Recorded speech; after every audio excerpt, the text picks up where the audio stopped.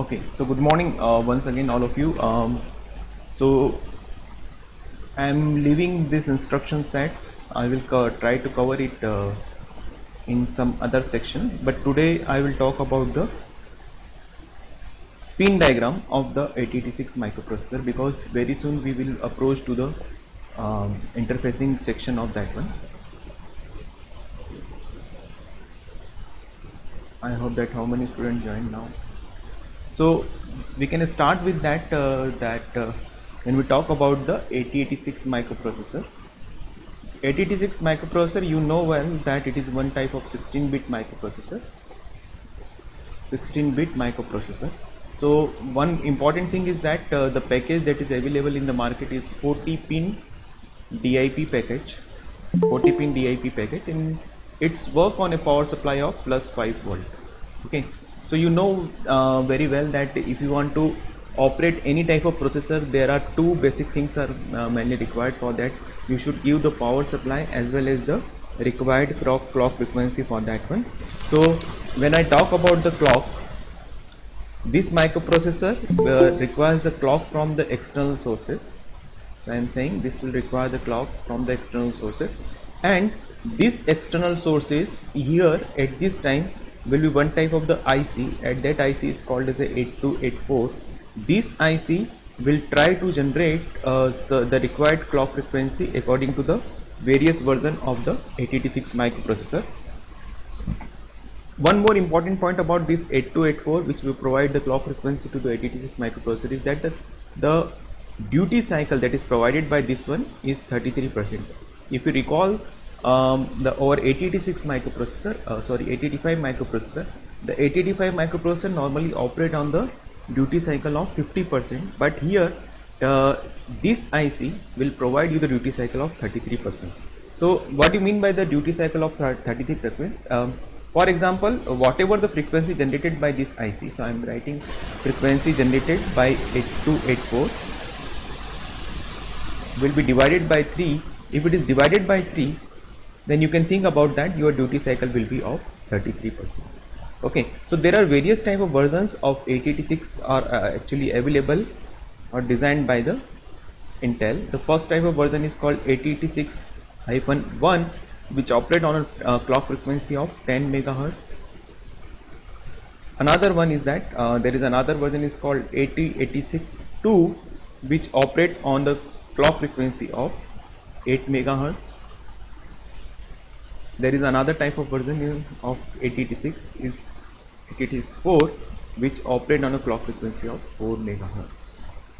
Okay, so please be remember, there is a one more important point for this one is that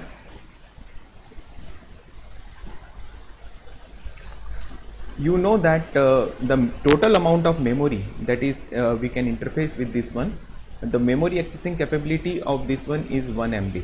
Okay, so 1 MB, you know what is 1 MB? 2 to the power 20 is called 1 MB. So 2 to the power 20 bits are called as a 1 MB. So very important point on here is that why the limitation of this 20 comes on here is that because the it says the number of lines that is available for number of address lines that is available for 8086 microprocessor is 20. So that's why you know the thumb rule in earlier microprocessor is that 2 to the power the number of address line will be the total amount of the memory access capability of that microprocessor. So this is 2 to the power 20 means the maximum limitation of this one is of 1 MB. Very important, you know, I hope that you know this concept very well. Now very important thing is that this 1 MB is actually divided into the two portions logically into the two different parts, 512 KB and 512 KB. So this 512 KB are called as a memory bank. Okay, so these are called as a memory bank. So I am writing this is total amount of the memory is called 1 MB. This 1 MB is divided into the two categories, the 512 KB and 512 KB. This 512 KB is called as a even memory bank, and this 512 KB is called the odd memory bank. Okay, so automatically one by one the instructions will be taken from the memory, from the even and odd memory bank by the microprocessor by using these two pins. I will discuss these two pins. This is A0 is called the LSB address line, your LSB address line, the last one. Why I'm talking about this A0? Can anybody please reply on that? The thing is that whenever I'm talking about any type of even address, the even address will always stop or end with a 0. Okay, for example, if I'm saying I am having the one address as 0002, if I write down this address, for example, it is a 20-bit physical address, 20-bit physical address. So the last bit, if I write down into the number of bits, you know very well it is 01. So this is representing your A0 bit. That's why this A0 bit will play a very important role for the selection of this even and odd memory bank. Another very important thing is that if you go for the odd address, the odd address will always start, always end with a A0 value equal to 1. You can take anything. If we are taking just like 000005, if I write down the 5 into this one, this will be 0101. So you can think about that. The A0 play a very important role for the selection of the memory bank. There is a one more thing is called this signal. This is a one type of signal which is available into 8086 microprocessor. So this is called as a bus high enable. Bus high enable. Okay. Now, which type of buses we are talking now? You know that this processor supports the total 16 data lines. 16 data lines, that is starting from D0 to D15. D0 to D15. If I divided these two one into two different groups, just like D7 to D0 and D15 to D8. Okay, so this is called the lower data lines,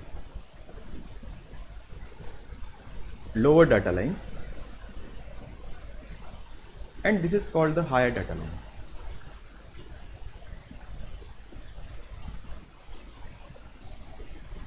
Higher data lines. I will give the one example is that for example, if I am having one 16-bit data, I am having one 16-bit data, and this 16-bit data is just like 923AH. So this is I am saying as a data. So you know very well that this data will be travel on the line D0 to D7, and this data will be travel by this one D15 to D8. Okay. So the thing is that when I will say that just pick up this data, 92 on this line.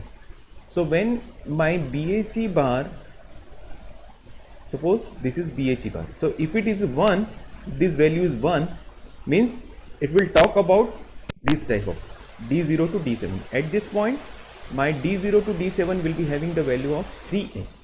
When this BHE bar, which is saying bus high enable, so if I want to enable because it is preceded with the bar, so if I want to take this data 92 on D8 and D15, so I will put this signal as a low. So this BHE bar will play a very important role to take any 16-bit data on the data lines. Okay. So the thing is that its role is very important for the higher address line. That's why the name is given as a bus high enable. Is it clear to all of you? Is it clear? Okay. And apart from this, I will say you one more important thing about that, and then we'll go directly go on the pin diagram. The thing is that this IC, the 8086 IC, will work in a two different mode, is called minimum or maximum mode. What do you mean by minimum mode? Minimum mode says only single 86 if you are using for any application, whatever application if you are designing, if you are using only the single 86 microprocessor, then in this case I will say that my 86 is working in a minimum mode. While in the case of maximum mode, may possible that more than one 86 is used. The first possibility, more than one 86 is used to design any application. If you are designing any application, if you are using more than one, suppose there are two 86, then in this case we can directly proceed for maximum mode. Or maybe possible that only single 86 can be used with some coprocessor. Now the question rises on here is that what is a coprocessor? Coprocessors are actually designed to enhance the arithmetic and logical capability of any processor. So there are compatible processors. Okay, they are compatible processor. So Intel has designed some coprocessor that can work with the 86 microprocessor that can increase the arithmetic and logical capability. So in this case, we will again say that it is used in the maximum mode. Okay, so how we can go for this one? So there is a one type of pin is available in the 86 microprocessor is called MN/MX bar. So when I put this MN, this pin, this is a one complete pin which is having the two different signal. When I put this one on the ground, if I put on the ground, it will work in the maximum mode. Maximum mode. When I put this pin MN/MX bar on the VCC, then it will work on minimum mode. So this is very important because we will go for the, when we go for the interfacing section, this pin will play very important role. First you have to put either VCC or a ground according to your application, and then you can proceed for that one. There is one more change into the control signal here. You know that read bar and write bar are called as a control signal. They are similar to 885 microprocessor, but they have changed this IO/aim bar as aim/IO bar. Earlier it was IO/aim bar in 885 microprocessor, but here it is aim/IO bar. So by using this one, you can generate the control signal. So for the control signal generation, you can use either the any gate logic for that one, or you can proceed for any type of 3 to 8 decoder to generate the control signal. That I will tell you in this lecture today. So very important thing is that you just see here that I had already discussed that this 886 microprocessor is having 40 pin DIP package. So you can think about that. It is 40 pin DIP package. A very important thing is that apart from this ground and clock and again two type of ground, now come to the point on here. This is the called as a multiplex address/data bus. So it is having total, I am encircling this line also. So we can think about that we are having total AD0 to AD15 as a time division address/multiplex data bus. Okay, and apart from this, because I am here getting total 16 data lines and 16 address lines, but it is having the total 20 address lines, so remaining lines are available here. So they are called as the remaining address line. But you can think about that these remaining address lines are also multiplexed with some status signal. So I am saying they are multiplexed with status signal.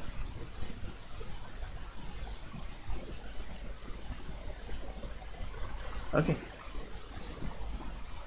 so total address again, if you want to, because they are a time division multiplex, and you know very well in 885 microprocessor that how we can demultiplex this line by using some latch. So similarly, I first write down on here time division multiplex. So for the multiplexing, again you have to use some latch for demultiplexing. So you can use any latch for this one. I am writing the latch number is 74LS373, but this one single 74LS373 will be having the capability to give you the total 8 demultiplex address and data line. So for example, we are having the 16, so may possible that we have to use here the 2 latches for that one to separate out total 16 lines for that one, and may be possible that one separate latch I will require on here to separate out this address line from the status line. Next pin is called bus high enable, so that I have completely discussed the role of this bus high enable. So this bus high enable is actually used for data buses. When you want to access any type of higher order data buses, then in this case my bus high enable will work. There is one more important point that I have already discussed, that what is a minimum and maximum pin. So minimum and maximum pin will decide the mode in which this 8086 microprocessor will work. If you put MN on the VCC, then if you put MN oblique MX bar on the VCC, then it will work in a minimum mode. When you put on the ground, when the similar pin if you put on the ground, then it will work in a MX bar. Please remember that one. And apart from this, this is the your control signal read bar if you want to read any data. The very important point on in this pin diagram is that the direction of the signals. So you can think about that these address lines are on here is that they are unidirectional, and they are time division multiplex with the data buses. These address lines A0 to A15s are time division multiplex with the data buses, so that's why their direction is bidirectional. Okay, but after the demultiplexing, the A0 to A15 line will be treated as a unidirectional lines, while your D0 to D15 lines will be treated as a bidirectional line. Okay, and come to the point on here, if you see these signals, some signals are given into the bracket. These signals will come into the picture when your microprocessor is working in a maximum mode. So for the maximum mode, this signal will be replaced, these signals will be replaced by these signals. Okay, so you know very well that when first we will talk about this remaining signals. So this hold HLDA, when this hold in HLDA will be used, this hold in HLDA will be used in the case of DMA control.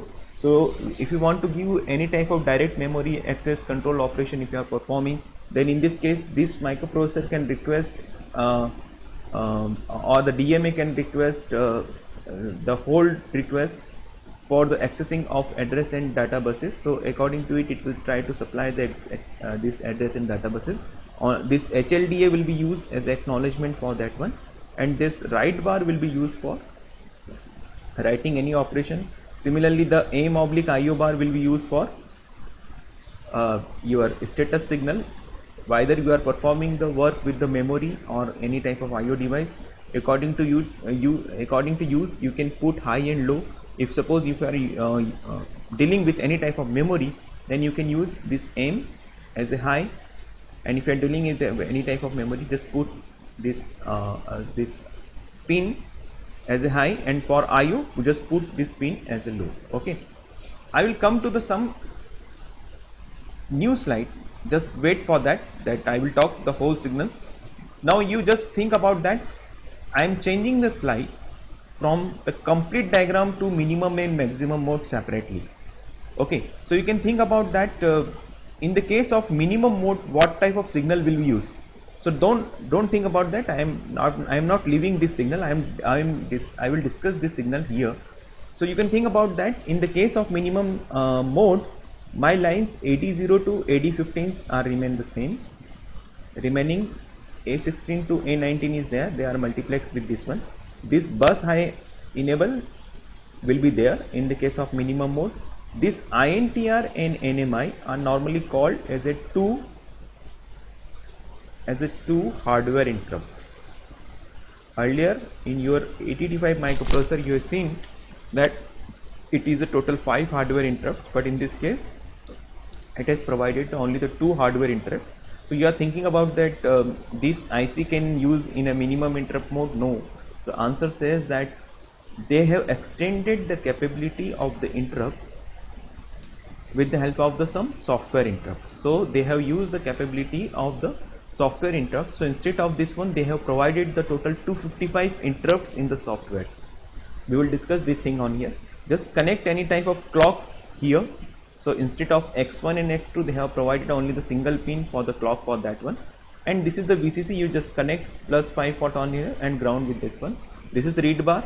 And especially they have shown if you are working in a minimum mode, just connect this one with the VCC. And remaining 2 are used for the DMA operation, direct memory. Again, this is a control signal. This is one type of again control signal. This signals is called as a DT oblique R bar. So this is called as a data transmit oblique receive. Okay, so receive is on the bar. Okay, so I will take the example on here is that, for example, this 8086 microprocessor is having some data.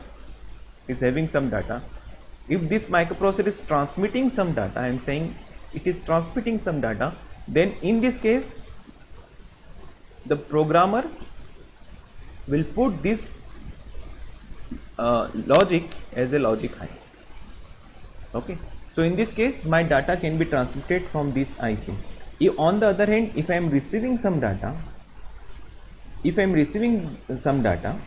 okay, so in this case this IC should be having this DT oblique R bar pin as a active low.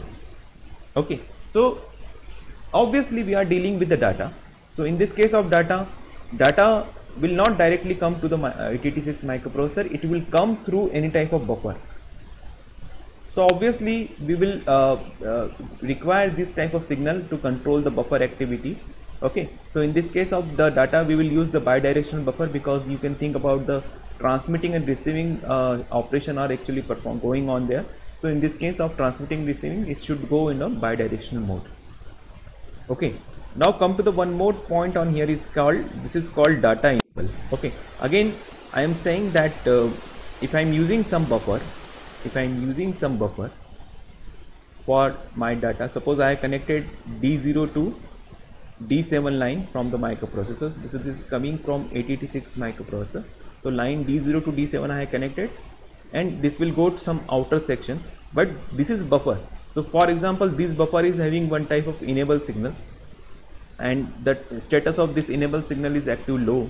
So when I connect this DE oblique N bar directly with this one, so this DE oblique N bar, when it will become the active low, this buffer will be enabled and data from D0 to D7 will be available on here. Okay, so this is why the name is given to this one, DEN bar. So DEN bar is called as a data enable. It's called data enable. Okay, so data enable will enable the outside buffer.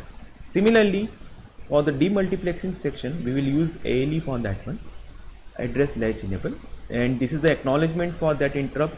This IC is the acknowledgement for that interrupt.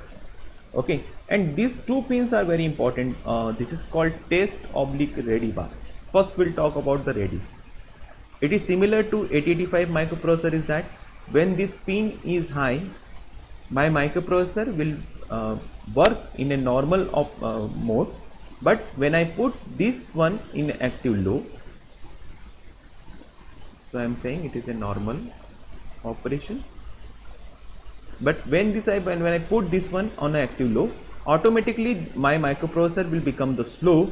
The meaning of slow on here is that you know very well that each and every operation in any microprocessor is performed on the basis of the T states of the instruction. So obviously in this case, why I am calling slow, because this ready will automatically add some T states into any operation. And if you know that if you are adding some T state, it means unnecessary you are slowing down your microprocessor. Okay, because your execution time will be increased, because execution time is completely dependent upon the T states. So in this case, this pin will go into this active low, automatically some T state will be added into the operation and automatically it will become the C. Now there is another pin is called test bar. The test bar will perform the similar function, but this test bar will work on the one type of instruction is called as a wait instruction. So wait is a one type of instruction used inside the 8086 microprocessor. Okay, so if this pin is in a active low status, microprocessor will run in a normal mode. When this pin is in active high position, microprocessor will be increases with the some clock will be introduced inside to this one, and this clock will be try to slow down your operation. So ultimately this ready and test bar will normally perform the synchronization function, but when we compare this test and ready, test bar is much more synchronized as compared to ready. Because why I am saying it is much more synchronized, because it has introduced the some clock. So whenever we are saying something in reference to the clock, means we are trying to say it is synchronized. Okay, and there is a one more pin on here is called reset. The reset I will discuss in the maximum mode. So this is the pin diagram for the maximum mode. What differences you are getting in this case? Anybody? What differences you are getting in this case?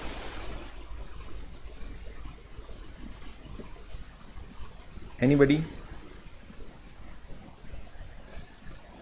Or before this I can come to this reset, because reset plays very important role. So you can think about that reset. So first thing we will think about that in this case they have made the reset as a active high. Okay, so I am saying the status when my microprocessor will be reset. Suppose I am having one type of microprocessor, 8086 microprocessor, and when I apply the active high on this reset, so what is the impact, that what are the signals will be changed on here is that first we will think about that. You know, in earlier 8085 microprocessor, that in 8085 we think about that the minimum low duration for that one should be 3 clock cycle, but here they have changes just like this, because it is active high. So in the case of active high, it should be active high for 50 microsecond. So I am giving active high for 50 microsecond, and it should be low for 4 clock cycle. It should be low for the 4 clock cycles. So you can think about that 4 clock cycles. If you want to if you want to find out the time duration, just you take the inversion of 4 clock cycle, you will get the duration of the low cycle also. But what is the impact of this one? I will tell you. You know that 8086 microprocessor will contain the various type of segment register.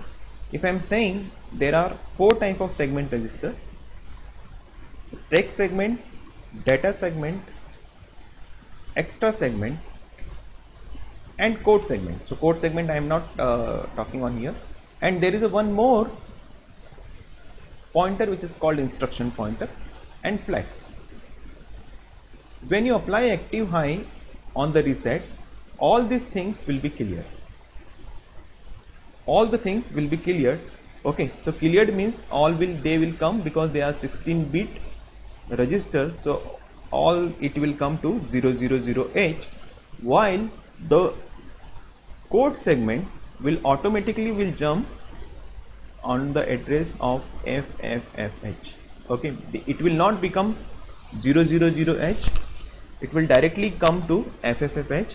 And you know very well is that for the physical address calculation, it uses this combination CS and IP.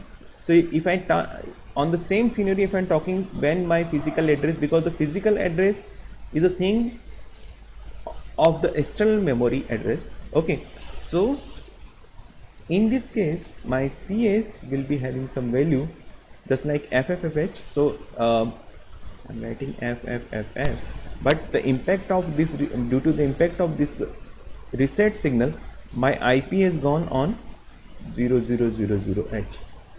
Okay, so my physical address, if I'm going to calculate my physical address at this time will be F multiply with the 10 plus 00000. So in this case my physical address will be F0H.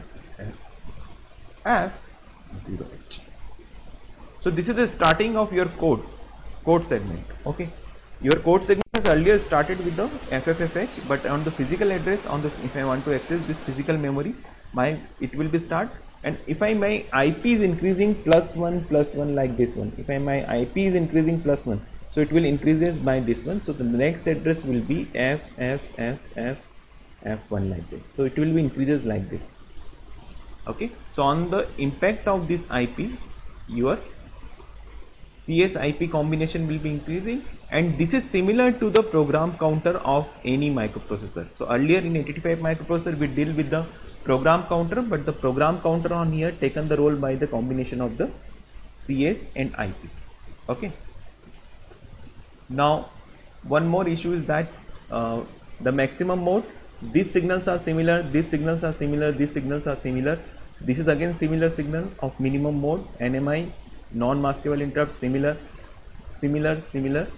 This read bar is similar, only the difference lies on there. This pin will be having active low because it is working in a maximum mode, and this signal is now changed. This signal has now changed. This is called the request/grant. Request/grant. So it is both active. So the thing is that they are available into the two. First I will tell you the role that in this case of this maximum mode, what is the possibility of this one. For example, if I am using two 8086 microprocessor, if I am making it some design, hardware design of any system, I am having 8086-1, 8086-2. So obviously if it is working in a two different combination, it will work in a master slave configuration. So the thing is that may be possible that this master may require the buses. So I am saying it is having the total 20 address lines and total 16 data buses. So similarly it is also having 20 address line and 16 data buses, but in this scenario these buses will be treated as a common buses. But when they will become the common buses, because we will take the one example is that this master may request to this slave that please give me your buses. Okay, so how this request will be go? This request will be go through this request signal. Okay, so master raises a request signal. If this slave is ready to grant its own buses to master, okay, then it will inform it by using the grant signal. So this is very important role is that with the help of request and grant, they are just exchanging their buses and they can request from each other that I can use your buses or not, like that one. Okay, one more thing is that there is one more pin is called as a log bar. For example, in this scenario, if suppose the master has gained the excess of buses, we can take, okay, from the slaves, and suppose if the master 86 is performing the sum operation, then for that operation this master can log that buses. So how it can log the buses? When this master will send an active low signal, then automatically the buses will be having the complete reservation for the master. It will not come into the possession of the slave, because for that complete operation the master has gained the access of this buses. So if you want to get the access of any buses, you just put an active low on this log bar. The log bar says that your buses will be logged for the complete operation for the. Okay, Now come to the point on here. These three are called as a status signal. I will discuss this status signal in the next slide. And this QS0 and QS1 are normally called as a Q. Okay, Q status. So they are called as a Q status. Okay, and similarly we have discussed this test, reset, etc. Just come to this one. This is only the summary slide for that one. Is that we are having the total number of common signals. I am not talking about on here any type of minimum and maximum mode.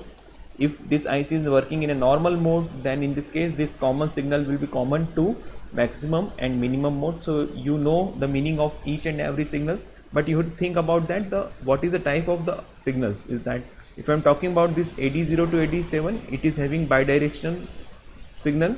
If I am talking about A16 to A19, then definitely in this case it will be output signal. It is also output signal. Why I am saying is a output signal for this one? Because this A16 to A90 will be having the unidirectional. They are unidirectional. Okay, and this minimum maximum signal is input for that one. So please remember about that one. Why each and every signal is minimum or maximum, minimum and maximum mode. That these common signals are used in both the cases, but the important thing is that you have to take care about the direction of that one, whether they are input or output. Okay, so one more table is that for the minimum mode. So in the case of minimum mode, we will use this type of signal for that one. Apart from the common signal, so they are common signal will be used.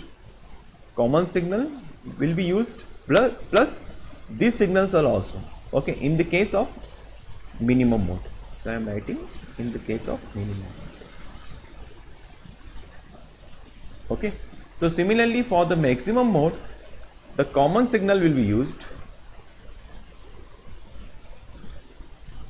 plus all these signals will also come into the picture for the maximum mode.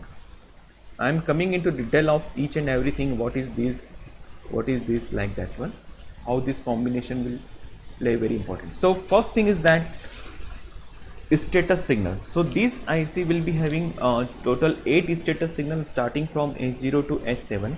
So first 3 status signal. First we will talk about what is a status signal. We can say, if somebody asks you that what is a status signal, so status signal is nothing, it is called as one type of notification regarding that what type of operation internally it is performing.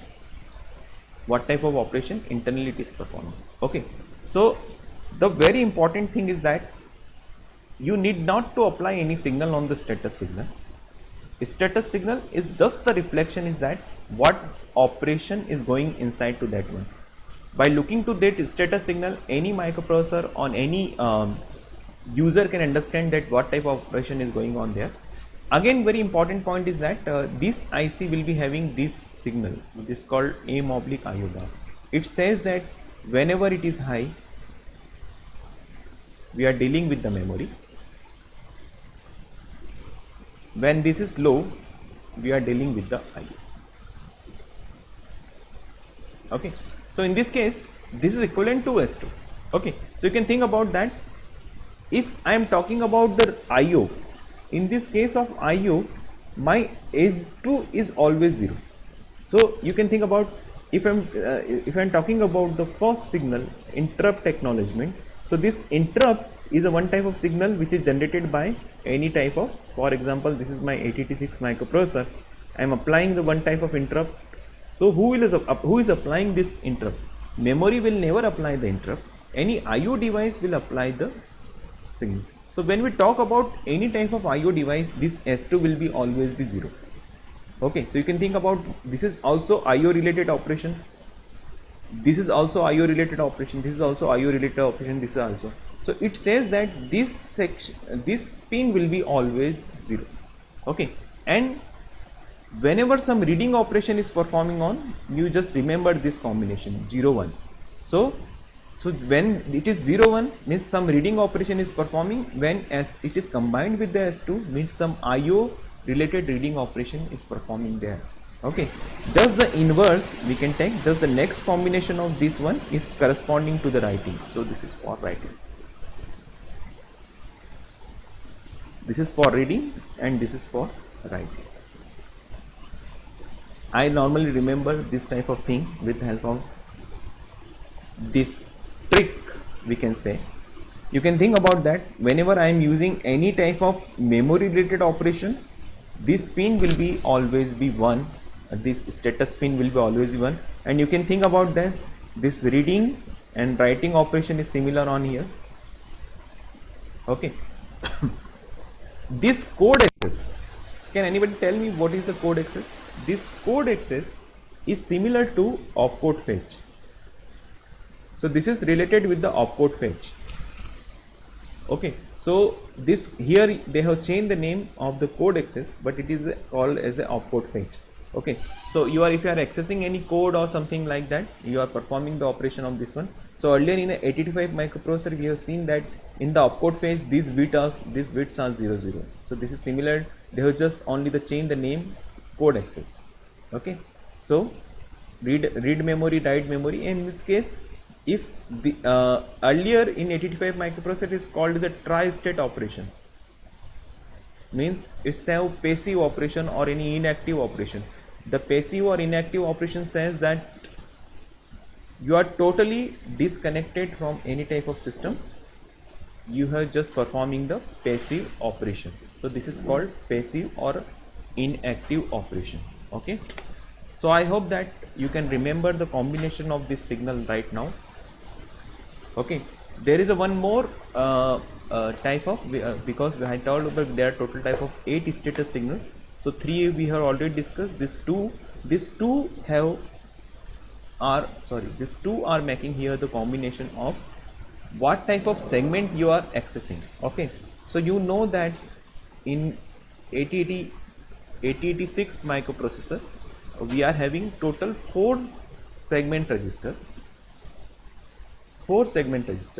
We are talking code segment, extra segment, data segment, and stack segment.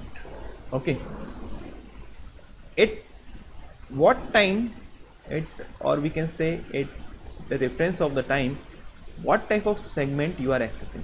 So if I am accessing extra segment, then in this case this S3 and S4, this S3 and S4 will be having the value of 0 0. If this showing me the combination of 0 0, I can understand on here is that I am accessing extra segment. So this extra segment. Okay, so if this is having the combination of 0 1, I can easily understand that I am accessing stack segment.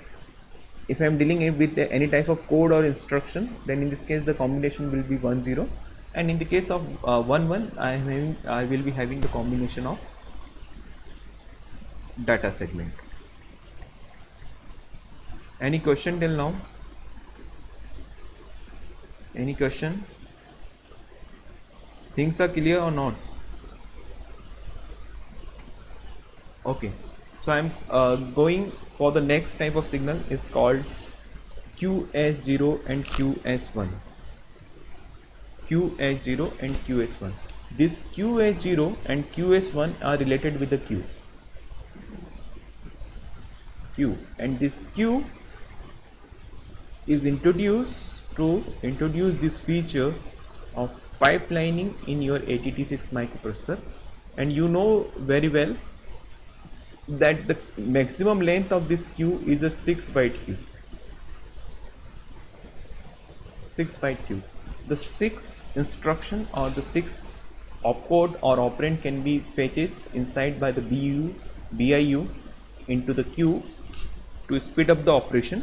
That's why.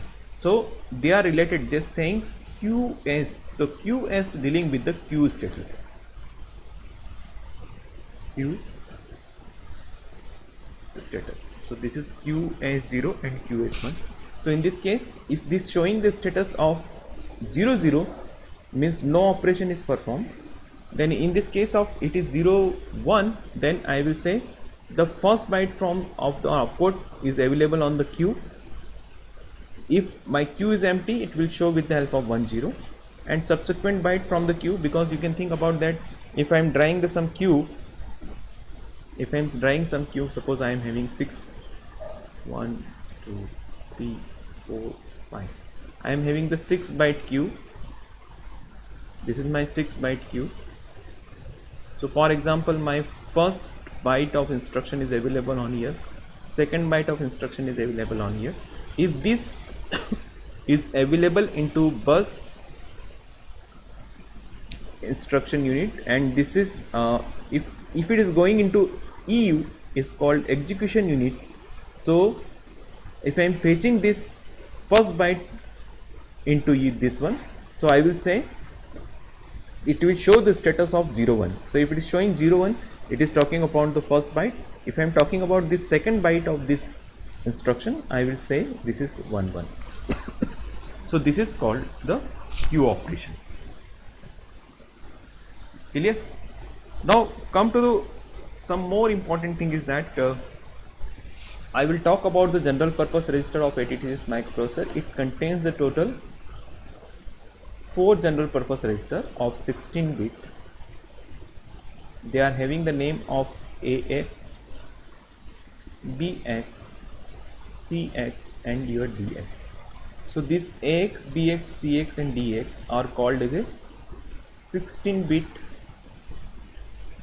general purpose register. I'm saying GPR. Okay, so ultimately, apart from the keeping the some data into registers, they are playing very important role is that this AX is normally treated as a 16-bit accumulator also. Please remember, it is very important point is that, and already we have seen in the some instruction that some operation of multiplication and division are performing inside to AX. So in this case, this AX is normally treated as a 16-bit accumulator. So if I divide into the 4 different category, I will say this is AH and AL. Whenever you want only the 8-bit accumulator, just treat this AL as a 8-bit accumulator.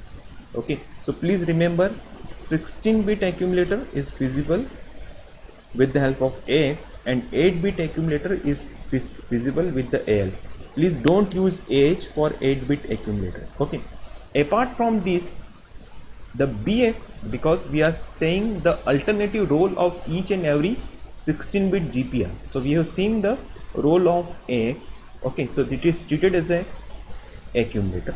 Okay, this BX will play very important role. So BX is called as base register,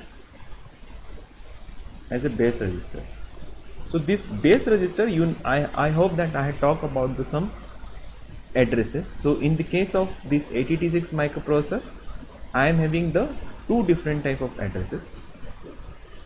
The first address is called effective address, and another thing is called the physical address. Okay, the effective address is calculated by the instruction with the help of this base register. Okay, either you can use this base register BX. So obviously the size of BX is 16-bit, so it will take the 16-bit address.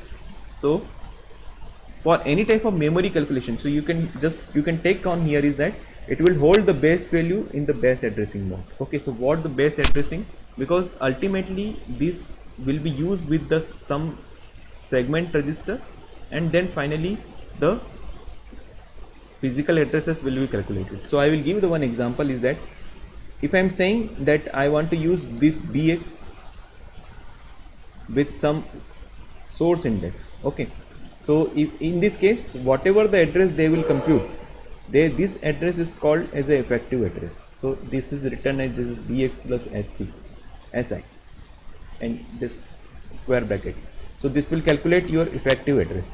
But on the other hand, if I want to calculate any type of physical address, so for example they are combined with the help of data segment. So physical address will be having my DS multiply with the 10 plus effective address. So this is the basic difference on what is physical address and what is the effective address. So actually thing is that why it is called as a base register, because it will take the base value best value of to calculate any type of addresses. Okay, now come to this one. We are having the third type of this. This is called CX. CX is called as a one type of 16-bit general purpose register, but the other responsibility we can allot to the CX that it will always use as a counter. So this is used as a counter. So whenever you want to use any operation and you want to load any counter, always use CX as a counter. Okay, so just put any 16-bit value into this counter, it will treat as a counter. So by default it is a one type of counter. DX is also 16-bit GPR, but apart from this DX, can you recall the multiplication and division operation that I discussed with you? In the case of this DX, this DX is always used to hold the any memory value. I will give the one example for that one is that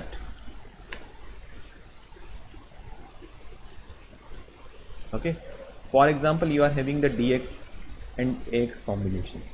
Okay, for example if I am doing 16-bit into 8-bit multiplication, have you remembered that one? Or you can take 16-bit into 16-bit. So in this case, may possible that your result may be out of the range of this AX, so remaining the portion of this result will be held by the DX, if you just recall that one. So that's why this DX is called as a one type of data register. Okay, so in so many type of arithmetic and logical operation it is used for that one. I will give the one more example. If you recall that in the case of in and out operation, I use DX, it will hold the data.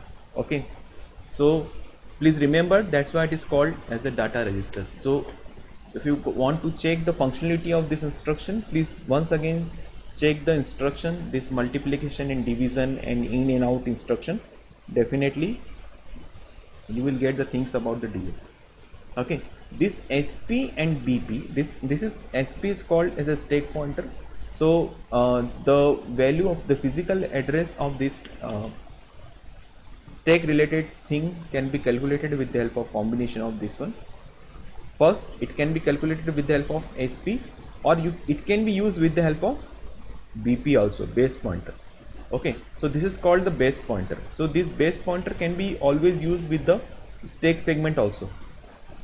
Apart from this stack pointer, this can be used with the help of stack related operation. One more thing is that I will tell you the one more operation. For example, you are having the data segment. This is your data segment and this is your data segment, and this data segment suppose starting from 00000, because it can hold only 16-bit value, and it is going to FFFF, for example, if I am saying. So the thing is that in this case I am having the few data, because it can hold only the data on which I want to perform the some operation. So for example, at these two sections I have used my input data. Okay, and may possible that on the top of this I want to keep my result. So I will say this is the destination of that data. Okay, I can take the one example is that if I am having, because it is always used with the help of DX, so in this case I will use two type of index for this one, SI and DI. This SI stands for source index and this DI stands for destination index. What is the role of this one? Okay, for example, if I am saying my SI value, if I am having this segment, so SI value is starting from 0301 and my DI value is starting from 0601. Okay, so now how the addresses will be computed?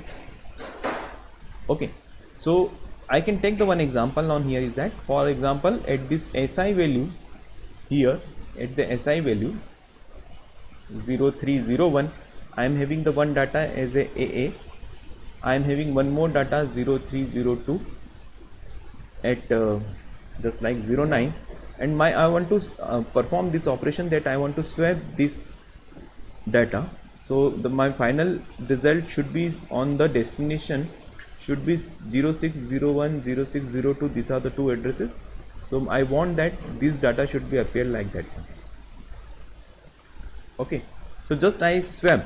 So my DI at the destination, I want this data should be swapped. Okay, so the thing is that I am saying my source address will be having this data. Why it is called source? Because the data is available on this source memory. Okay, and after the operation, the data should be go on the destination memory. Okay, so destination I am pointing with the help of this new address like this one.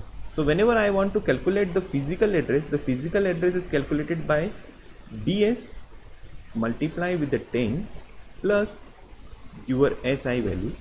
Okay, so for example here it will be 00000 plus 0301H. So your physical address will be 00301. So here on the memory you will get your first data as a AA. Similarly for this one, the next data is available on 00302. Your next data is available. So you are pointing to this one. For example, it is the address of source. So you can say 0301. I am having the one data as AA and 09 on here on this one 0302. Okay, and at the destination I want that this data should be swapped. So you can choose the destination with the help of destination index. That's why they are called as an index. Why it is called the index? Because for example, if you are having some page, and if on the page if you want to search any type of content, you always refer to the index. Okay, so this index can be divided into the two categories. Either it can be for the source data or it can be for destination data. Okay, on destination the microprocessor will always put the resultant data after the some operation. So this is used for the source and destination. Is it clear? Any question till now? Now one more important thing that I want to discuss with you is called the physical memory addresses of the 8086 microprocessor. You know that earlier we have discussed the 2 to the power 20 address line it will be having. So it can access 1 MB of memory. So 1 MB of memory can be written in the case of this one with the help of memory name 0002 FFFFFFF. Okay, but it will not be used directly. This will be divided into the two different memory banks. Two memory banks. Okay, and this two memory bank will be having the size of 512 kilobyte and 512 kilobyte. Okay, so one is called as a even memory bank, another one is called as a odd memory bank. Okay, but very important thing is that your size of the address may be of 20 bit, but on the physical memory, if I talk about some data, this data will be having always the size of address. Okay, so this is very important thing. So data will remain with the same size of address. Okay, no changes at all. Data cannot be 16 bit. Okay, so automatically these lines, these buses, because if I am talking about the banks, then this first address will be go into the even memory bank. This is the portion of even memory bank. This portion will go on even memory bank like this one, and remaining those who are not circled, they will go into the odd memory bank. So this is the one diagram which says that how you can access even memory bank and odd memory bank. This 1 MB memory, I have divided into the two different categories: even memory bank and odd memory bank. So you can think about that. This is called the odd memory bank. This is odd memory bank. and this is E1 memory bank. You can check it with the help of this. You can take any address of 20 bit, for example 00000H, and you just write down into the binary 00000000, again 00000, and the last byte will be again divided this way. So this is A0. So A0 is 0, means ultimately it will come into the E1. So for any address, if you want to check why it is E1 in node, you just think about the line A0. If this line A0 is 0, means it is E1. If it is 1, then it is divided into the odd one. Okay, so this, in this way it is divided into two different memory bank. Why? If somebody will ask you the question is that why it is divided into the two memory banks, because the thing is that we cannot directly access the 16-bit data at a one time. Okay, you know that if I am saying byte, means I am saying 8 bits, and when I am saying about the word, it is 16 bits. Okay, so in the some cases we can directly access 16-bit data. In some cases we can access byte by byte. Okay, so how it will access, I will discuss in the next class. Thank you so much. Thank you.